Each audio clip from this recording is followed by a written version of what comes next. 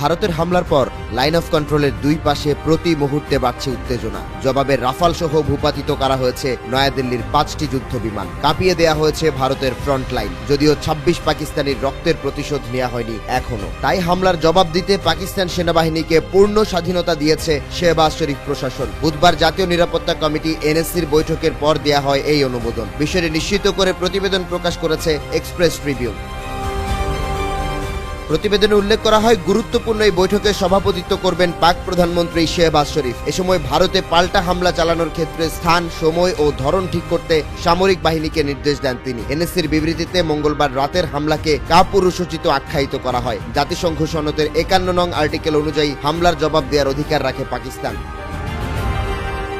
জাতীয় নিরাপত্তা কমিটির দাবি, 6 মের প্রথম প্রহরে বিমান, মিসাইল ও ড্রোনের মাধ্যমে পাকিস্তানের বেশ কয়েকটি স্থানে হামলা চালায় ভারতের সামরিক বাহিনী। সন্ত্রাসীদের আস্তানা দাবি করে অভিযান পরিচালনা করা হয় বেসামরিক নাগরিকদের বিরুদ্ধে। এতে নারী ও শিশুসহ প্রাণ হারিয়েছেন 26 জন। অন্যদিকে ক্ষতিগ্রস্ত হয়েছে মসজিদ সহ বেশ কিছু স্থাপনা।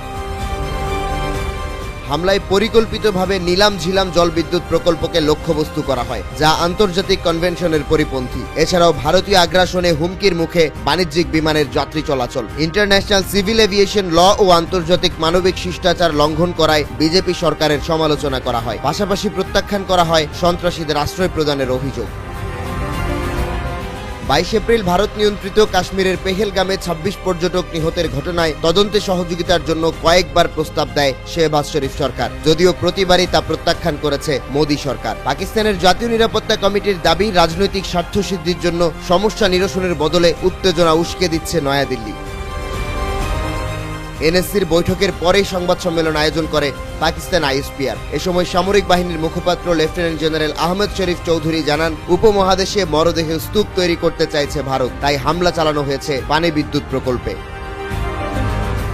এছাড়াও বুধবার প্রথম প্রহরে ভারতের হামলার সময় পাকিস্তানের আকাশসীমায় ছিল 57টি আন্তর্জাতিক ফ্লাইট। অপারেশন সিন্দুর পরিচালনার সময় শঙ্কার মুখে ছিল যাত্রীদের জীবন, যা রক্ষা করতে সক্ষম হয়েছে পাক সামরিক বাহিনী। লেফটেন্যান্ট জেনারেল চৌধুরীর দাবি, ভারতের কোনো এয়ারক্রাফট পাকিস্তানের সীমানায় প্রবেশ করেনি। উল্টো দিকে ইসলামাবাদও একই পন্থা অবলম্বন করেছে। সার্বভৌমত্ব রক্ষায় সেনারা সংকল্পবদ্ধ বলে উল্লেখ করেন তিনি।